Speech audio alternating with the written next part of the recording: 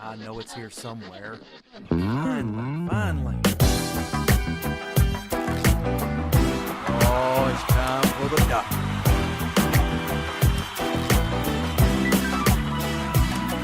You're listening to Dr. Bill, the computer curmudgeon. Take it away, Doctor. Well, it's that time again, and the doctor is in. It's time once again for Dr. Bill, the computer curmudgeon. And on the show today, we've got some things you need to know about. That's why I'm doing this show, and it's particularly frustrating. I'm looking at my screen on purpose because this is the second time I've done this show. And I don't like doing the same show over and over again because I hit the wrong button. Actually, I hit the right button. I hit the button, but it was to turn it off rather than on. You know, it's a binary thing. Ones and zeros. If you turn it on and you hit it, you turn it off. If you turn it off when you hit it, you turn it on. You see what I'm saying? I got out of sequence. And so I did an entire show and nothing was recording. That's why I'm looking at my little thing here that says the correct thing. Which in this case is stop recording. Because it is recording. So if I were to hit the button now, it would stop. You see what I'm saying? It can be confusing. Don't judge me. Anyway, it's the truth. We are proud members of the Tech Podcast Network. TechPodcast.com. If it's tech, it's right here. On Dr. Bill, the computer curmudgeon, we're also proud members of the International Association of Internet Broadcasters. Yes. Anyway, boy, am I frustrated. It does give me the more curmudgeonly aspect to being the computer curmudgeon. Several things do that. One thing, I went in to get a haircut. Go look at the last video and compare it to this video. I went to get a haircut, which I said I was going to do. And boy, did they go nuts.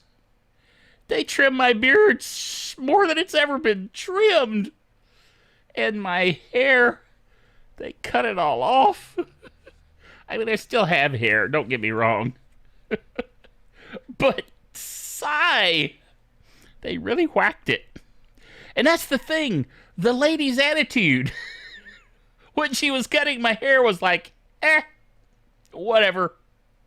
Ugly as you are, it won't matter. We're just going to cut it all off.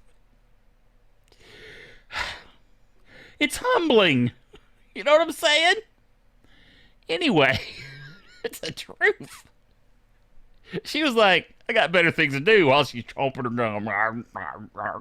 Anyway. The blog. DrBill.tv, DrBill.tv, as it says right here on the screen. You really need to go look at the blog. Because much of what I'm going to talk about, actually all of what I'm going to talk about, is right there on the blog. Let me look at, let me get it up here on the screen, because there's so much I need to remind myself of. Let's see, that was this yes, and then there was that yes, and then there was the, oh yes, that's where we're starting. When you've done it twice, you don't even remember where you picked up. You know what I'm saying? We're going to talk about Windows 11. But first, I'm actually going to skip that and talk about Audacity. If you notice on the title card for this show, there's a little corner thing, a little angle there at the corner that says Audacity is spyware? And indeed it is. In the open source community, we're very sensitive to our privacy, as they say in the British Isles. Privacy, we would say here in the good old US of A. I like privacy. It just sounds so British. At any rate, wait. I guess I'm sensitive to weight. Never mind. I won't make a joke at my own expense there. Point is that Audacity, the company that purchased the code. Now, I'm not sure everybody understands you can purchase open source projects. Okay? In other words, the whole kit and caboodle. Particularly if the community is not, supporting it as well as they should financially, because there is cost involved in developing an open source project. And Audacity has been around for years, and it's one of the most impressive free and open source projects there is. It's held up as a standard of one of the best open source software projects in terms of utility, ability to actually be useful, than almost any other project. LibreOffice would give it a run for its money because of Office, automation and tools you can use like Word, Excel, PowerPoint type tools, an Office suite. Certainly in terms of acceptance, there are millions and millions and millions of users of LibreOffice. But let us not forget that LibreOffice is a branch off of the original OpenOffice because OpenOffice was bought by Sun Microsystems. The project was bought by Sun Microsystems, and they proceeded to screw it up. So a lot of the OpenOffice developers forked the project. This is what we call it in the open source world. We fork the project and take the source code and then continue to develop it, but under a different name, a different administration, if you will. And so that's how LibreOffice came about. Well, the same thing is happening with Audacity. Audacity has been very successful for many years. A lot of people use it. I use it all the time. It's one of my favorite open source packages, and I use it to do audio. I used it to do my podcast for many, many years when it was just an audio podcast. So I still use it for editing. I mean, literally, use it every day. Every day. All right, but here's the thing. There's a group called the Muse Group that bought Audacity.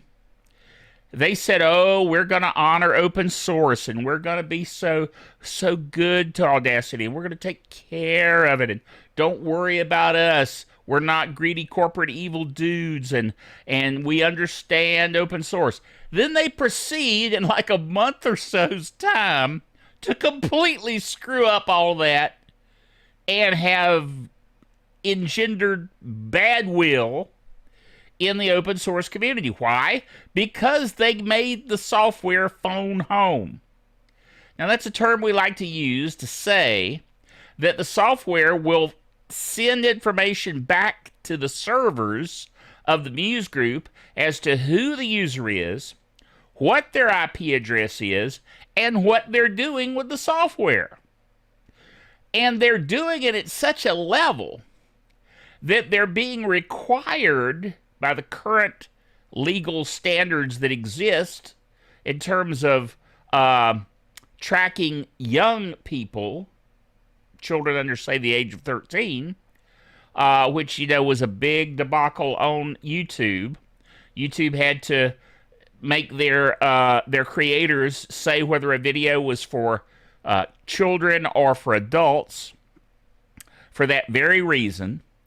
And so because of that, Muse Group has put a caveat in their license that says no one under 13 can use Audacity.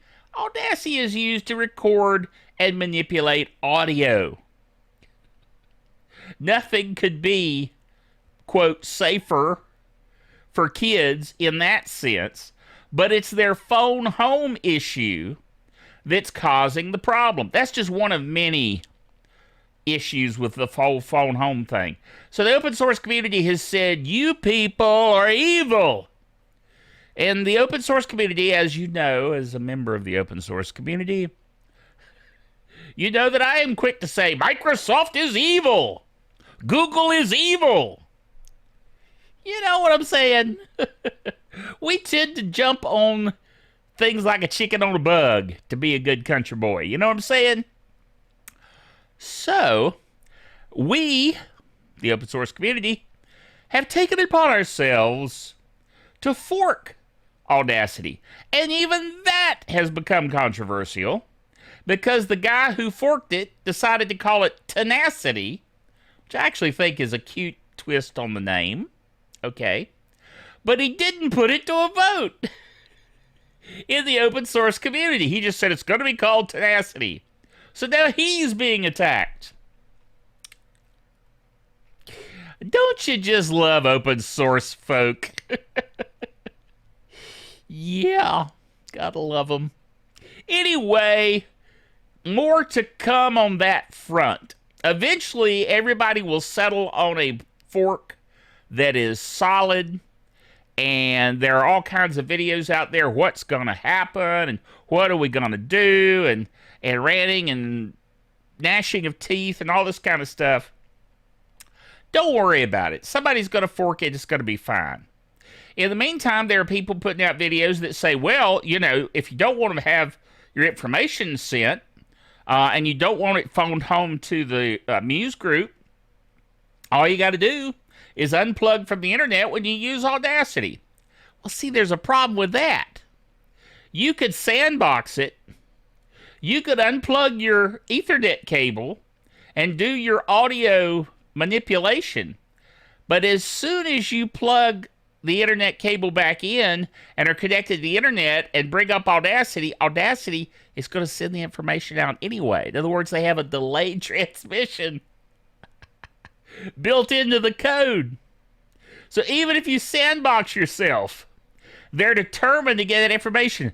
And that just kind of makes you go, why are they doing that? So I don't trust them. No. Evil corporate evilness at work there.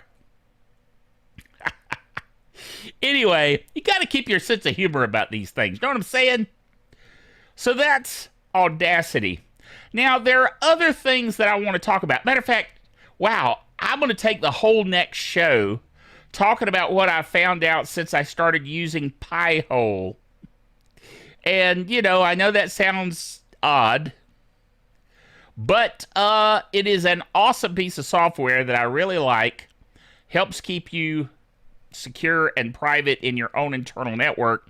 We'll talk more about that. But what I have found out since implementing it about some of the security issues that are going on out on the web is mind-boggling. And I've only been using it one day. One day. Not even a full day. I implemented it this morning early as I record this. And what I have seen in network activity from just my PC doing regular surfing and what it's going out and trying to talk to is fascinating. And I want to tell you about that, but that'll be on the next show. So stay tuned for that. Go ahead and subscribe. Subscribe to this channel and ding the bell. I've talked about that before. Subscribe and ding the bell, and then you will not miss my discussion of what I've discovered about network security and privacy based on my experience with Pi-hole on my own network. It's amazing. I'm telling you. A little shocking. Anyway, let's get into this whole Windows 11 thing. I talked about it a little bit last time. I talked about how people are fretting over the fact that Windows 11 is not going to run on older hardware. And that is true. There are already people that are coming up with ways to install Windows 11, at least the early adopter, you know, current beta, not even beta, almost alpha version on older hardware and aren't having any problems. Which tells us something. Think about this. This is part of my little opinion piece here. tells you that there's nothing inherent in Windows 11 that precludes it running on older CPUs. Microsoft is saying at this moment in time that only an 8th gen Intel processor from the 8th gen and above is going to be able to run Windows 11 when it's released, okay? And there are a lot of reasons for that, but let's just talk about that part for just a minute. Now, my current desktop is a 3rd gen. I know, it's old. So am I. But it's a 3rd gen Intel processor. So it doesn't have a chance of running Windows 11, according to Microsoft. Then my most recent computer, my absolute newest computer, is my XPS 13 Dell Ultrabook, which is a 7th gen Intel processor, which is just under the requirements for Windows 11. However, if you run the Windows 11 tool that I talked about on the last netcast, it comes up all greens. Okay? So that's interesting. In other words, basically, TPM works. It does have secure boot enabled, etc., etc. All the other things that Windows 11 is asking for. Okay? But it's still a 7th gen processor. KB Lake. Not an 8th gen. So that's interesting. Now, just between you and me, my opinion is that Microsoft is going to address this in some way because they've got egg all over their face and it's getting rotten. The egg is, okay? Now, my title card for this show says, so Microsoft really does hate us? And then I say, no, they just don't respect us. Now, see, this is the bottom line. This is why I wanted to bring this to your attention and talk about this on the show today. Microsoft doesn't respect us because what they respect, first of all, is just the green, the money. Okay, and where's the money? It's not with the lowly little guy out here by himself, sitting in his office, in his condo, you know, not sitting on a ton of money, just one guy, retired guy like me, one PC, in the sense of my desktop, right? Now, that desktop happens to be a very, very powerful PC. 32 gig of memory. Quad-core processor. i7. Actually, I think it's quad-core, but there's 2 per core, so it's like it's really an 8-core processor, I guess what I'm saying. So, quad CPU, but 2 chips per, you know what I'm saying. It's 8-core total. So, very powerful. 32 gig. Terabyte SSD. 1660 Ti graphics card. This is not a slouch of a PC. This is a very, very, very powerful PC. Did I mention 32 gig of RAM? I mean, come on. I've thrown a lot of hardware at this thing, and it runs like a top. But it ain't going to run Windows 11. So Microsoft is looking at guys like me, the little guy, and says, we don't care about you. We don't respect you. We don't care about you. Because if you want to run our operating system, you just got to buy a new PC. Now, see, what they care about is the corporate world. The corporate world is already replacing their PCs probably every 2 years. Most businesses do. I know back in the day when I was working in the secular industry of healthcare computing, we replaced computers roughly every 2 years. Now, the hospital that I left is no longer doing that because the people that bought it are cheap. But the organization that owned it when I was there, they were replacing them every 2 years, okay? Now, if you're going to do that anyway, then you're not going to run into this issue. Microsoft's going to go, you're fine. And the corporate world's going to go, we're fine. But it's the little guy, us, that Microsoft doesn't respect. You see what I'm saying? I want you to think about your mindset here. Think about their mindset, where you're coming from and where they're coming from. They're not trying to understand the basic, core, general, one-off user. They just don't care about them. That's what I'm saying. All right? And what they're saying is, if you want to run our operating system and you want the shiny new stuff, you just have to buy a new PC. Get over it. Now, you're going to have to buy a new PC at a time when people have just gotten over the COVID effect on the economy. People have lost businesses. Small companies have had to shut down. People have had to stay home from work. They're losing revenue. And Microsoft is going to callously turn around and say, well, just buy a new PC. What do we care? You see what I'm saying? Do you see why this is going down so poorly with the general population?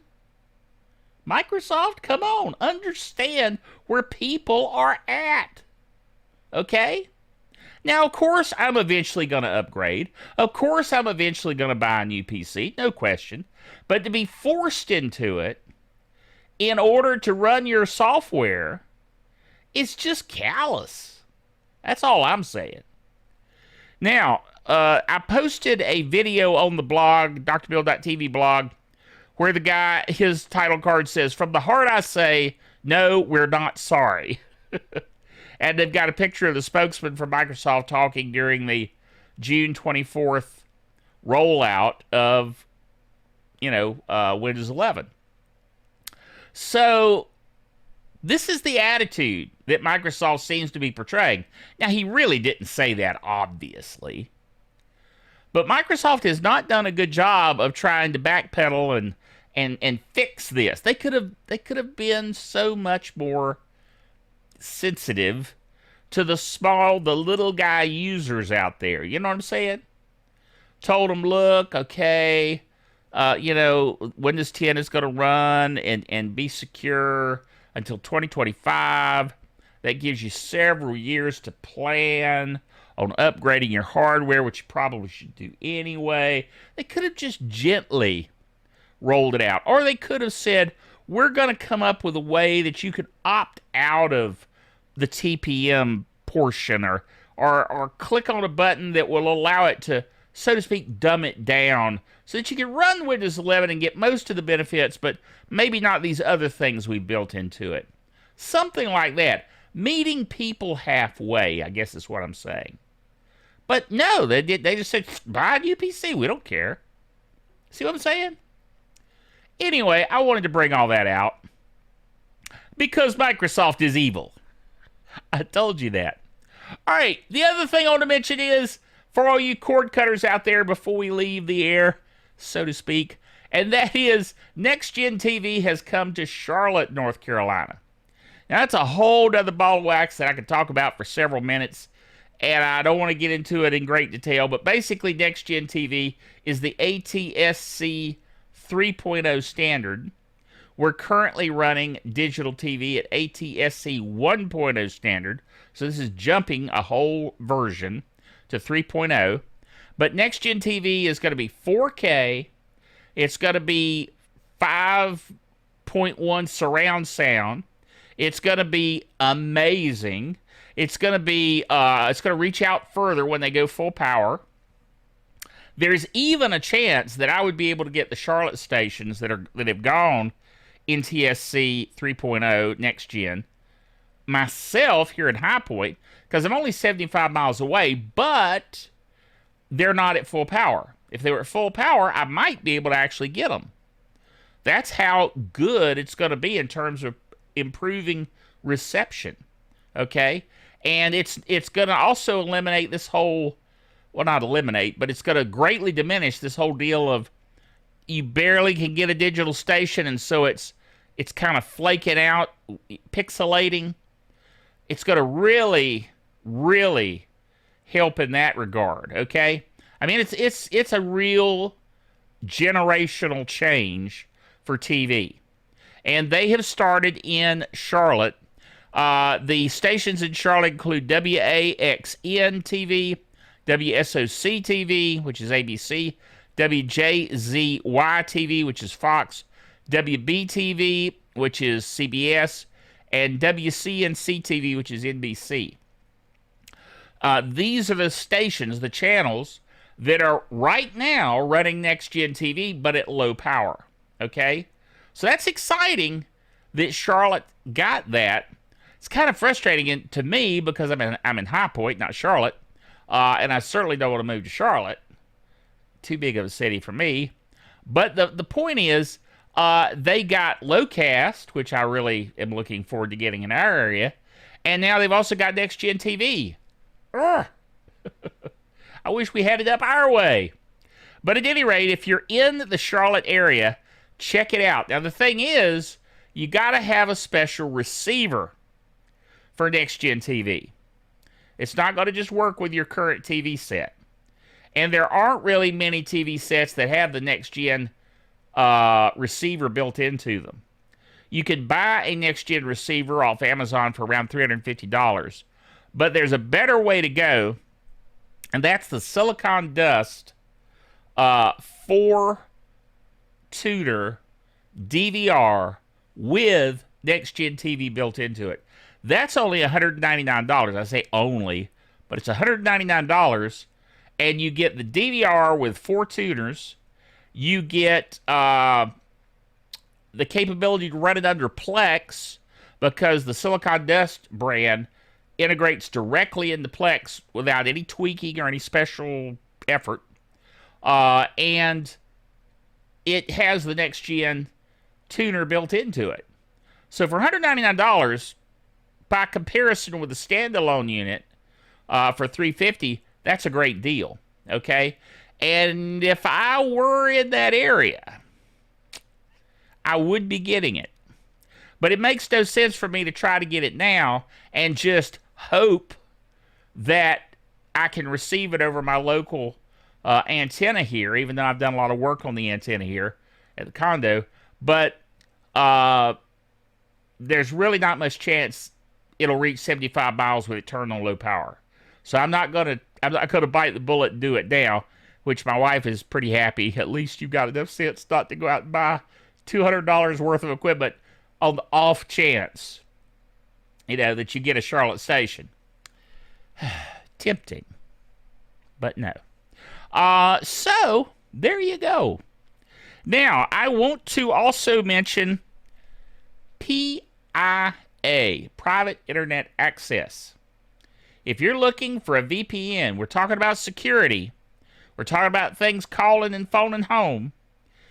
PIA VPN is a very beneficial tool to help keep you safe on the internet.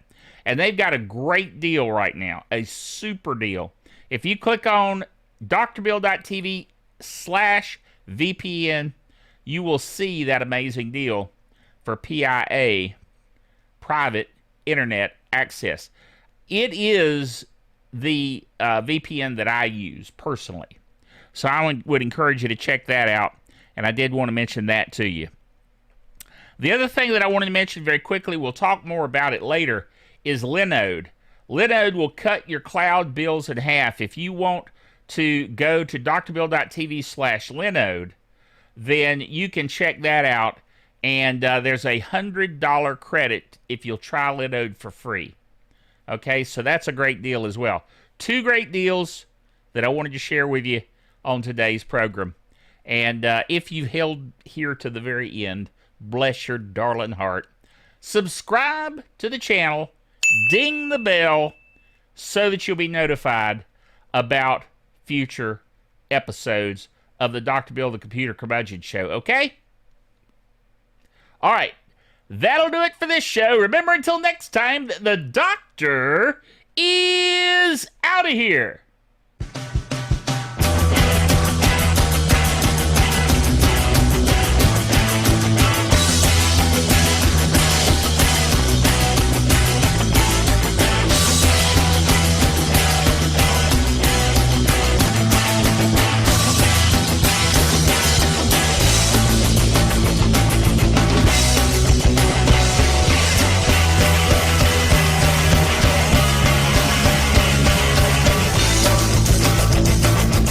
Dr. Bill, the Computer Curmudgeon, is a production of DrBillDaily.net with all the honors, rights, and privileges thereunto appertaining.